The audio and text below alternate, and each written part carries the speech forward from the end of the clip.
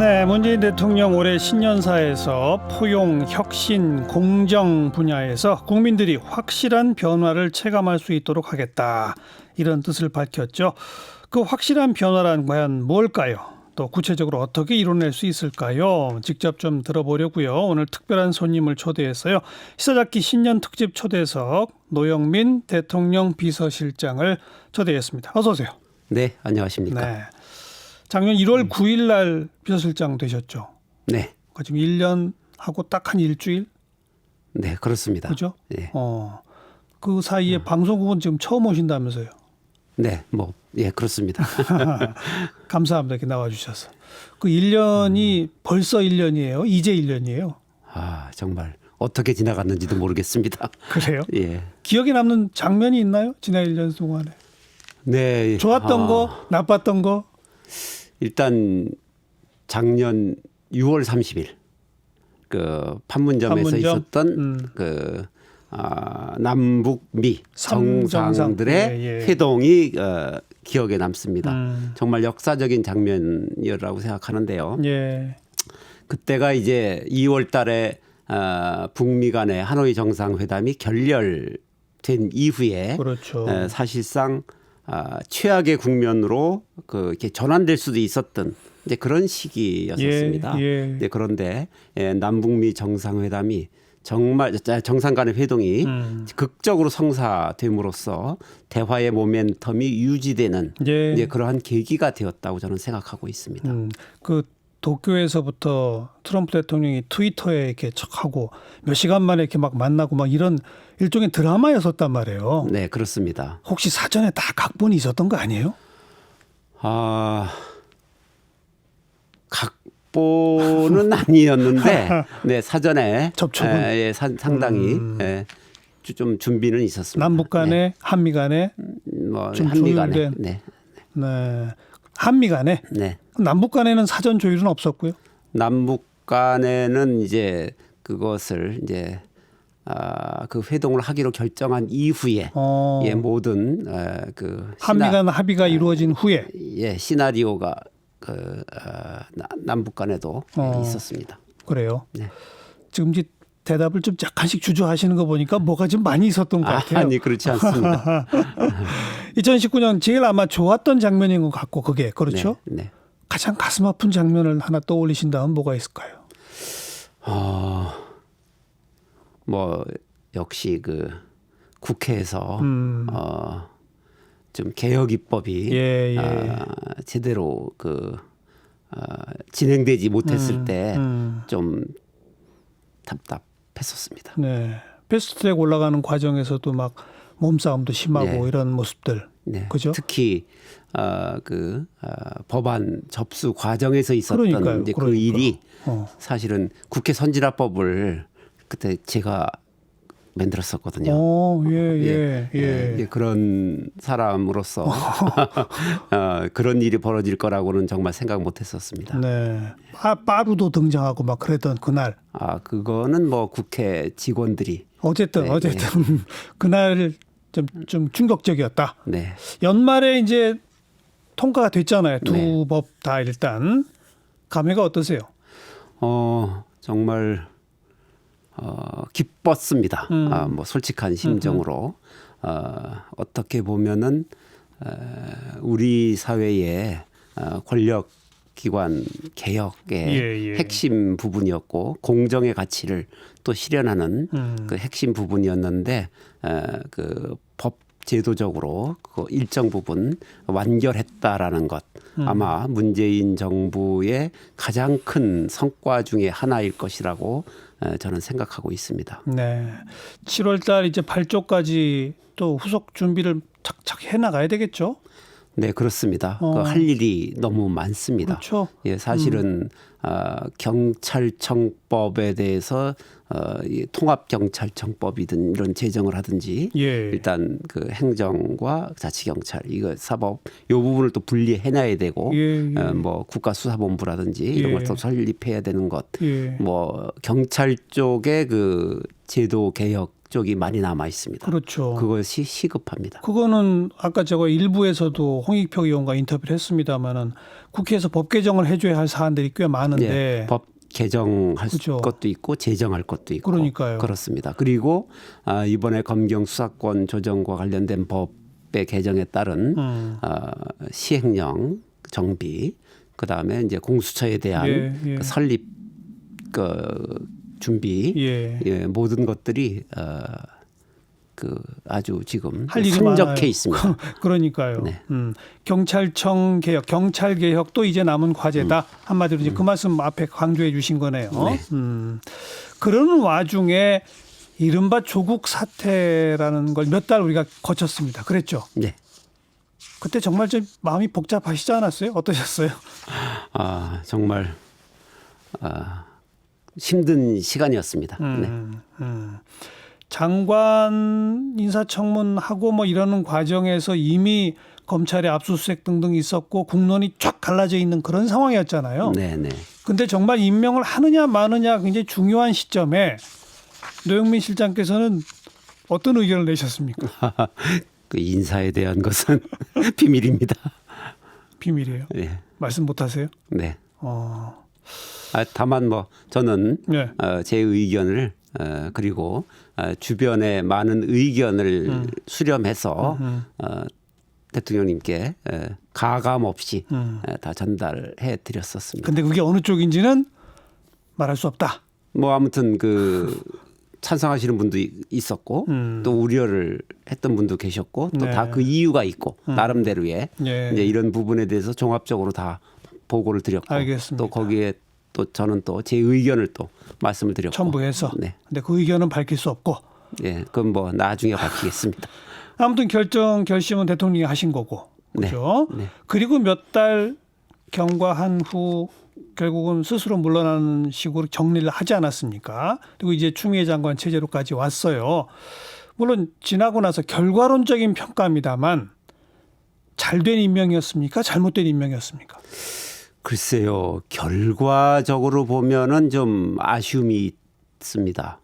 네, 원래 의도하지 않았던 방향으로 전개되었기 때문에 결과적으로 참으로 아쉬움이 많았다. 이런 말씀을 드립니다. 대통령께서 특히 대통령님께서도 말씀하셨지만 마음의 빚을 갖고 있다고 국론이 분열된 국론 분열. 그런 또 그 계기로 작용했고 네, 이런 것에 대해서 참 그 송구스럽다라는 말씀을 하셨는데 뭐 저희도 같은 생각입니다. 그 기자회견에서 말한 마음의 빚, 또 조 장관 둘러싼 갈등을 이제 끝냈으면 좋겠다. 이런 표현들이 바로 그런 겁니까? 조금 부연하신다면. 그 말씀 그대로 받아들이면 좋을 것 같습니다. 이제는 뭐 사법부의 판단의 영역으로 넘어갔지 않습니까? 그러니까 이제 그걸 지켜보는 것으로 하고 이제 미래를 향해서 이제 나가야 할 때가 아닌가 이렇게 생각하고 있습니다. 알겠고요.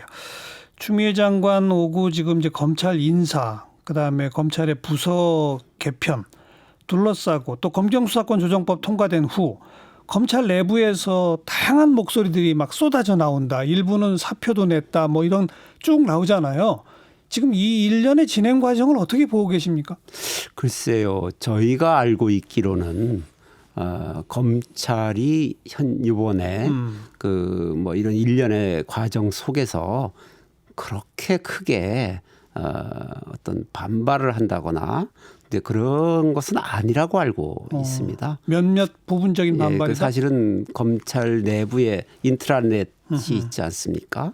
근데 거기서야 모든 분들이 자기들의 의견을 자유롭게 개진할 수 있는 그런 공간 아니겠습니까? 근데 거기 공간에서 나온 것들도 그렇고 다 보면 다수의 아니 대부분의 그 구성원들이 뭐 그런 어떤 그 대통령의 인사권이라든지 이런 것에 대해서 그 다 존중하는 그런 입장인 것으로 저희는 알고 있고요. 또 검찰 내부에 어떤 조직 문화라든지 수사 관행이라든지 이런 부분에 있어서도 고쳐야 할 부분이 있다면 그것은 고치는 것이 맞다.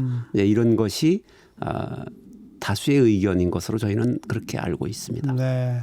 그래도 부분적 반발들은 뭐 터져 나오는 거겠죠? 거의 없는 것으로. 거의 없다고 예, 보신다. 예, 그렇습니다. 언론에서 좀 침소봉대된 감이 있네요.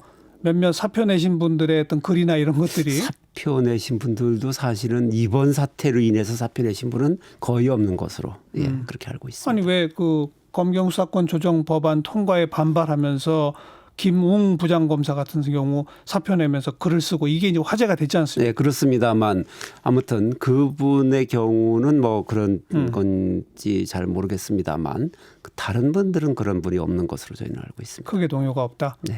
검찰의 그 인사에 대해서도 특히 뭐 야당이나 이런 쪽에서는 청와대를 향한 수사, 예설대 유재수 감찰무마건, 울산시장 개입건 등등에 대한 수사가 진행되고 있는 와중에 그 수장들을 교체하는 것은 검찰에 대한 정치적 장악 의도 아니냐라는 식의 어떤 의문부호 내지는 문제제기 같은 식의 시각들이 있지 않습니까? 그건 뭐 전혀 사실이 아닙니다.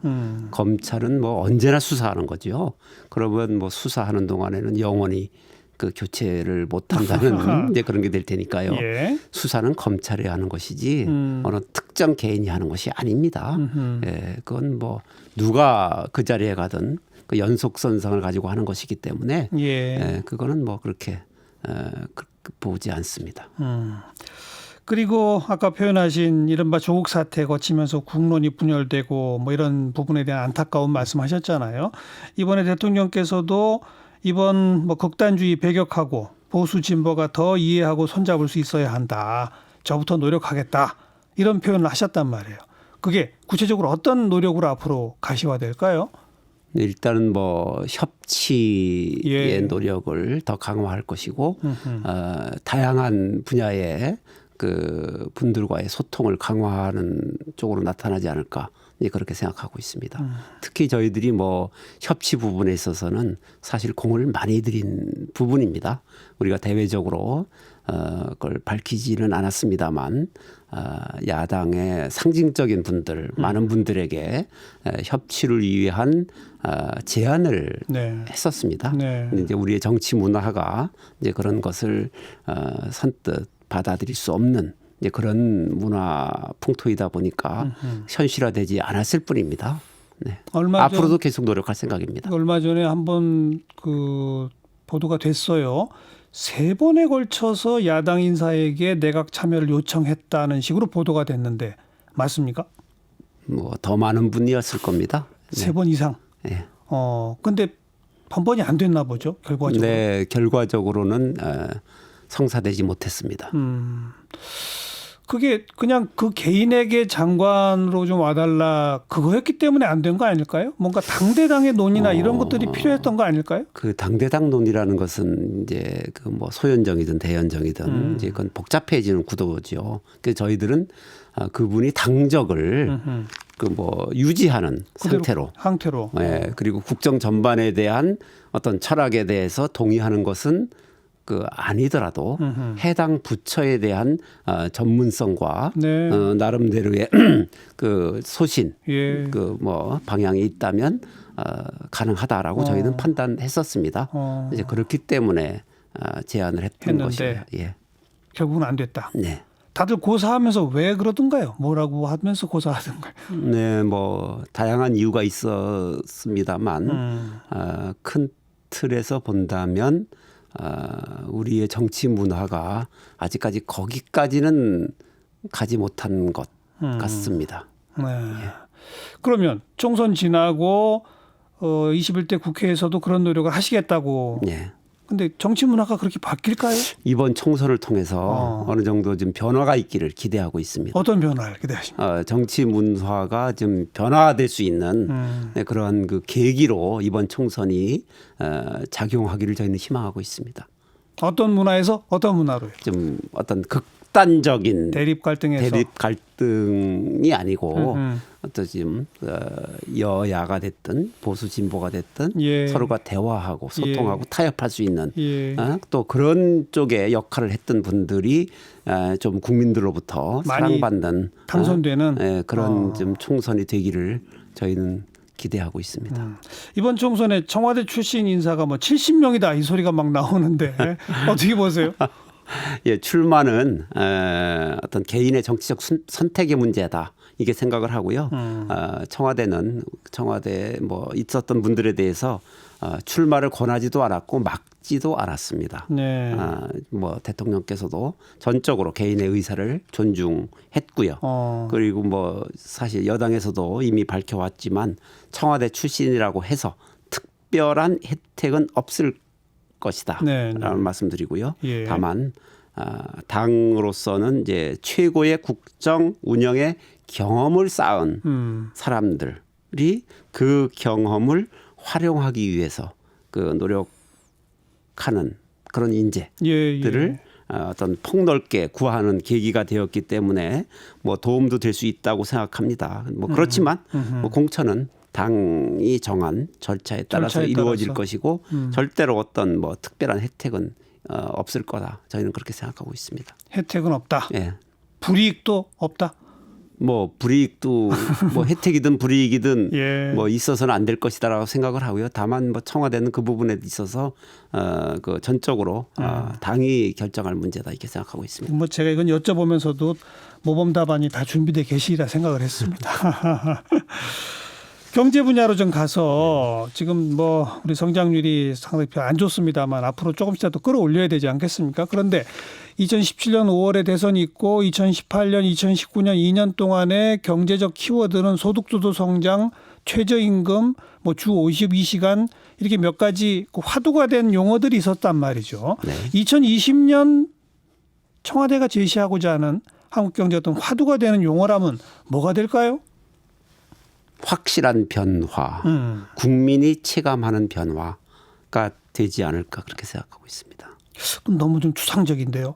앞에는 제가 소득주도 성장, 최저임금 인상, 주 52시간 이건 매우 구체적 정책 내용인데 그러면 제가 이제 정부의 각 부의 핵심적인 것을 이렇게 들여본다면 만약에 이제 중기벤처부다. 그러면 K 유니콘 프로젝트가 될 것입니다. K 유니콘 프로젝트라고 해가지고 유니콘 기업을 우리가 2022년 임기 끝날 때까지 한 30개 정도로 목표로 한다든지 유니콘 후보 기업을 뭐 한 1000개를 육성한다든지 뭐 이런 게 있을 거고요. 예를 들면 이제 문화체육관광부 같으면 외국 관광객 2000만 시대의 그 돌입을 위해서 한다든지 이런 각 부서별로 정확한 그 목표가 설정되어 있습니다. 그래서 이것을 구체적으로 실현 이제 하겠다는 겁니다. 그리고 해양수산부 같으면은 한진 해운의 그 도산 이후에 한국 사실 해운 산업이 붕괴되었습니다. 그래서 이제 해운 산업의 복원. 그래서 2022년까지 100만 TEU 선봉량 회복이라든지 이런 구체적인 수치를 가지고 그 하는 것들이 있습니다. 그래서 이런 구체적인 목표를 내걸고 그 목표의 그 실현을 위해서 뛰겠다. 정부의 모든 부처가 이러한 구체적인 목표를 설정하고 있습니다. 어느 부서든 다 있을 겁니다. 경제 전체를 관통하는 어떤 뭐 소득주도 성장 뭐 이런 게 아니라 일단은 그거는 구체적인 성과를 각 부서는 할 거고요. 이제 큰 거시경제라고 한다면 저희들이 성장률은 한 뭐 2.4% 정도 예측하고 있고요. 그다음에 거시경제는 안정적으로 운영하겠다라는 입장입니다. 뭐 일관되게 부동산 그 어떤 부양을 통해서 경제를 그 이렇게 부양하는 이런 것은 절대로 하지 않겠다는 거고 물가나 환율, 금리 모든 거시경제 지표는 안정적으로 관리하겠다라는 거고요. 특히 이제 고용에 있어서 질과 양에 있어서 좀 이번에는 올해는 특별하게 신경을 쓰겠다. 특히 40대 문제라든지 제조업 부분이라든지 뭐 큰 트렌드에 있어서 좀 이렇게 반등하는 그런 그 모멘텀을 만들어내겠다 이런 생각을 가지고 있습니다. 지금 이제 적 부처별 업무 보고 쭉 시작됐던데요. 오늘 시작했습니다. 그러면서 좀 아까 실장님께서 말씀하신 각 부처별 목표 이런 게 하나하나 드러나겠군요. 네, 그렇습니다. 기다려 보겠고요. 방금도 부동산 언급하셨는데 강기정 정무수석이 매매 허가제, 주택거래 허가제 얘기해서 지금 논란이 큽니다. 네, 그렇습니다. 검토 중이신 거예요? 어떻게 된 거예요? 강기정 수석의 그 어떤 개인적인 그런 어떤 의견인데요. 사실 공식적인 논의 단위는 물론이고 네. 그 사적인 간담회에서조차도 검토된 적은 없습니다. 다만 아마 부동산 시장의 안정이 중요하다는 것을 예. 그 강조한 그런 그 말로 저희는 이해하고 있습니다. 한 번도 검토된 바가 없다. 예, 한 번도 검토된 바가 없습니다. 근데 정무수석이 방송에서 그런 말을 막 해도 되는 거예요?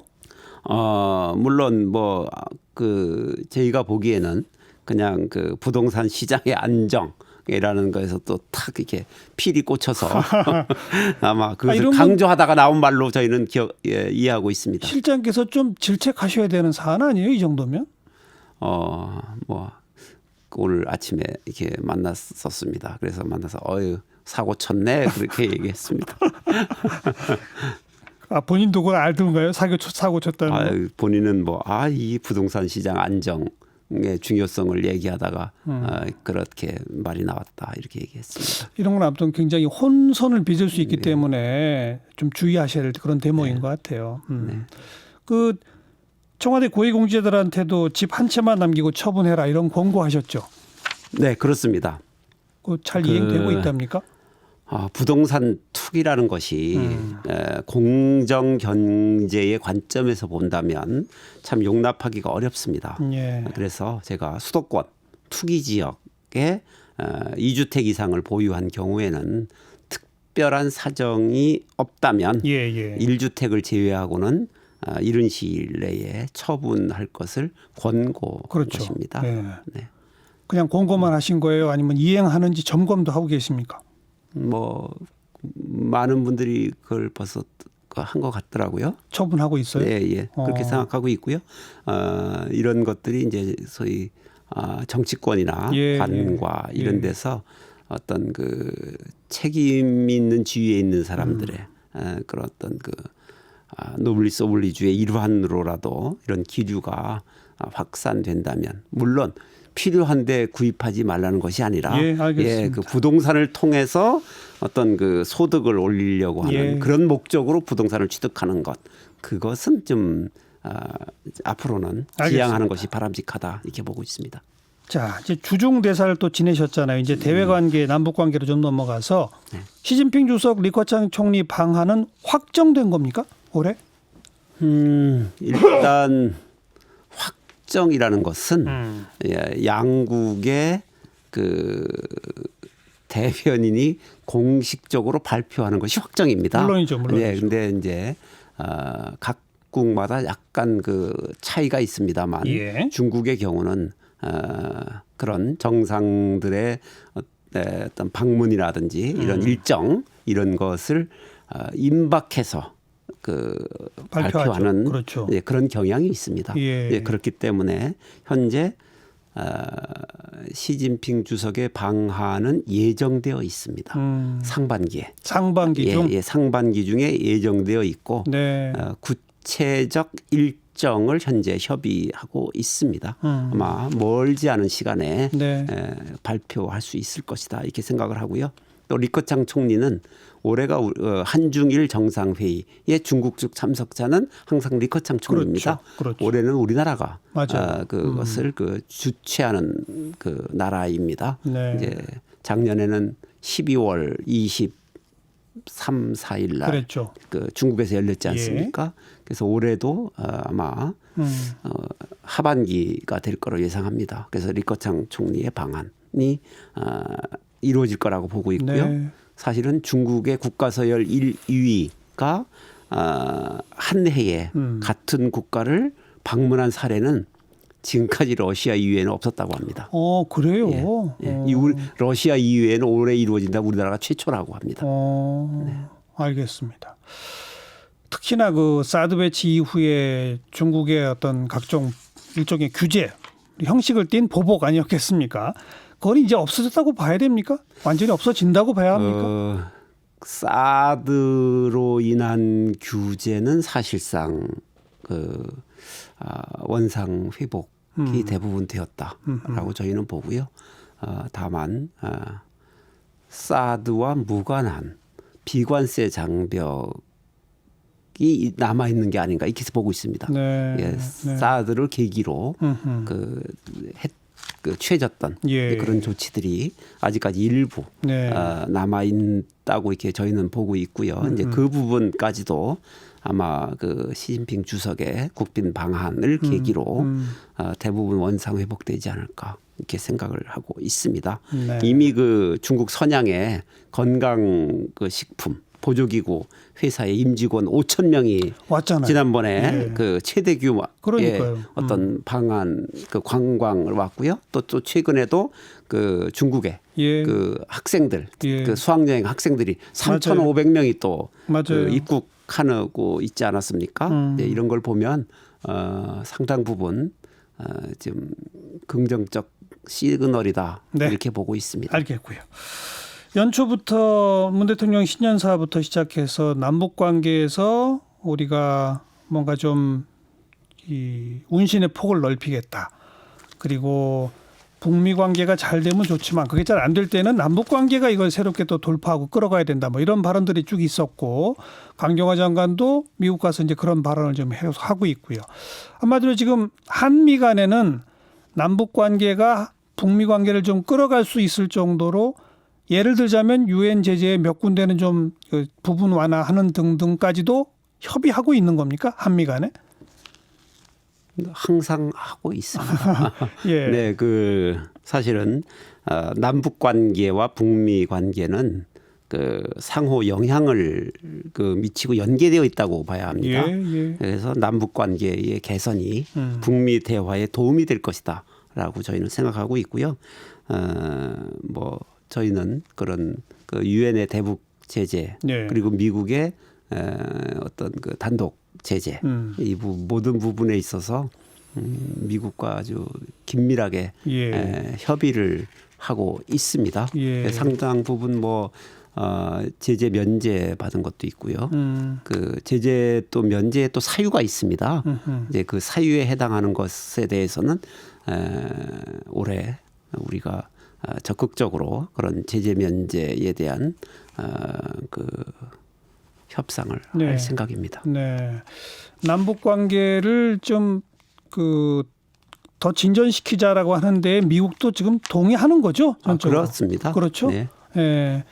우선 첫 번째 구체적 사업으로는 뭘 지금 염두에 두고 계신지 예를 들면 개성공단, 금강산 관광, 뭐 철도 연결, 도로 연결 뭐 여러 가지가 있을 거 아니겠습니까? 그 가운데 뭘 지금 첫 번째로 좀 구상하고 계신지. 글쎄요, 뭐 그 아마 개별 방문을 금강산 개별 방문 뭐 금강산이든 뭐 아니든 어디든 개별 관광 개별 방문은 사실은 유엔 대북 제재에 들어가지 않습니다. 예. 그건 언제든지 예. 이행할 수 있는 부분입니다. 네, 그래서 이 부분에 대해서는 우리가 좀 한번 검토해 보고 있습니다. 네. 이제 이렇게 우리가 이제 미국 쪽한테 우리 남북 관계의 운신의 폭 이런 얘기들을 좀 하면 또 미국은 원칙적으로 이해한다 이런 반응을 보이면서 그러면서 또 다른 얘기를 꺼내는 게 이제 우리들 뭐 완전히 연결되지는 않지만 이렇게 저렇게 연결시켜 보면 한미 방위비 분담금 협상 얘기 꺼내고 호르무즈 파병 얘기 꺼내고 이러는 것처럼 들린단 말이에요. 저희들 귀에. 예.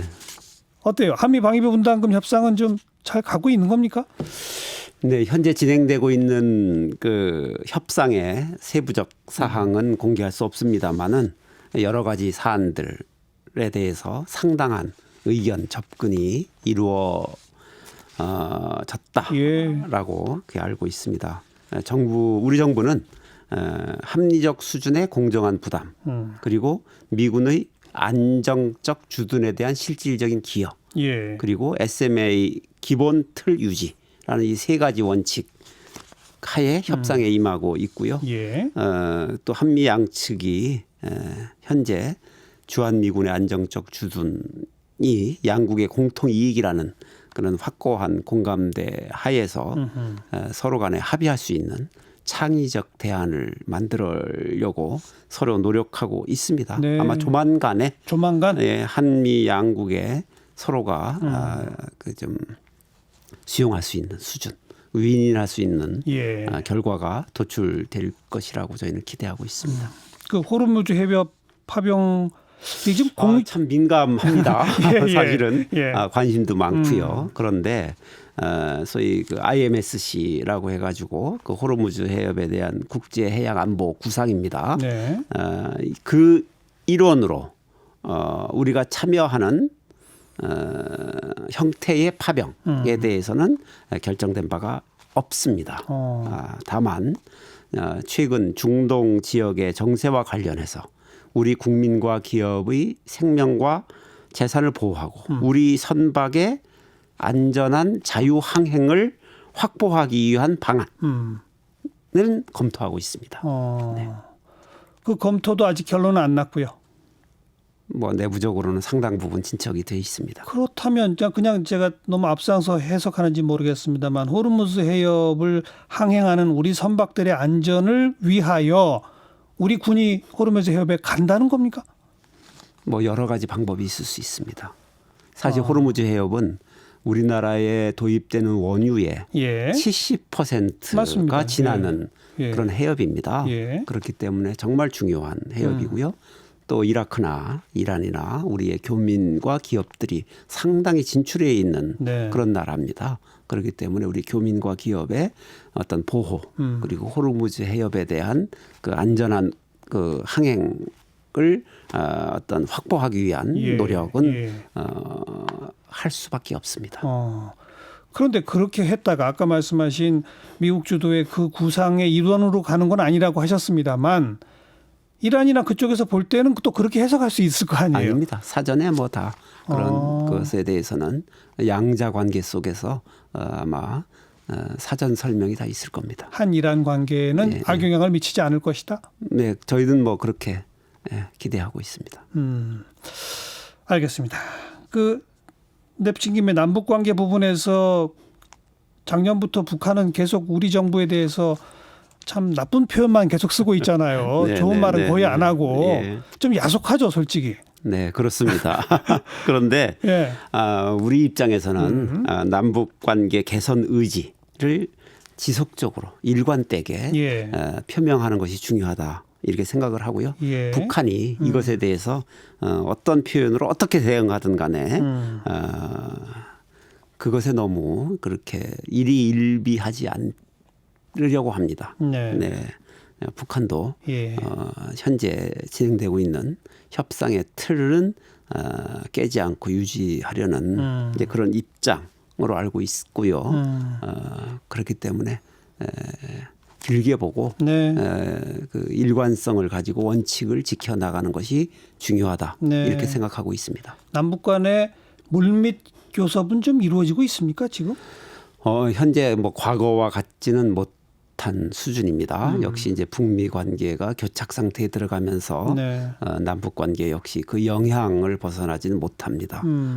상당 부분 과거와 같지는 않다. 이런 말씀을 드립니다. 그렇다고 해서 대화에 그런 어떤 그 뭐 창구라든지 그런 것이 다 막히고 그런 것은 아닙니다. 아니다. 그 뭐 이렇게 좀 답답할 때 문화체육 쪽에서 뚫고 그랬잖아요. 도쿄올림픽에 남북 공동 입장 뭐 단일팀 협의가 좀 됩니까? 현재 그 재작년에 이미 사실 개성 남북 공동 연락 사무소에서 2차례 남북 체육회담을 열어서 4개 종목의 단일팀 구성에 합의했었습니다. 그리고 또 지난해 2월에는 단일팀 합의 종목을 IOC에 제출해서 3월 달에 IOC로부터 승인을 받은 바도 있습니다. 그렇지만 작년 7월 추가 협의를 위해서 대북 통지문을 보냈습니다만 이 소위 안 되고 있죠 지금. 현재 그 도쿄올림픽과 관련된 이런 그 공동 팀의 구성이라든지 이런 부분에 대해서 북한 측과 현재 그 협의가 이루어지고 있지 않습니다. 그래서 오는 7월 그 올림픽 개최 이전까지 대회 참가 마감 신청이라든지 이런 제반 일정을 감안한다면 단일팀 구성 또는 공동 입장 문제 시간이 그렇게 많이 많지 남아 않습니다. 않습니다. 예. 마지막까지 북측과 알겠습니다. 협의를 추진할 예정입니다. 취임하시면서 춘풍추상이라는 그 글귀를 인용하셨던 기억이 나는데 혹시 2020년 새로 선정하신 사자성어가 있으면 짧게 한 20초만. 해납백천. 무슨 뜻입니까? 통감 저류에 나오는 말인데요. 바다는 수많은 강물을 모두 다 받아들인다라는 뜻입니다. 다른 사람 탓하지 않고 너그럽게 감싸주고 받아들이는 마음을 이루는 말입니다. 네. 널리 인재를 구하고 상대방의 의견에 귀를 기울이겠다는 다짐입니다. 바다 같은 정부가 되겠다. 모든 걸 받아들여서 네. 그 말씀이군요. 네. 노영민 비서실장 오늘 고맙습니다. 네, 감사합니다.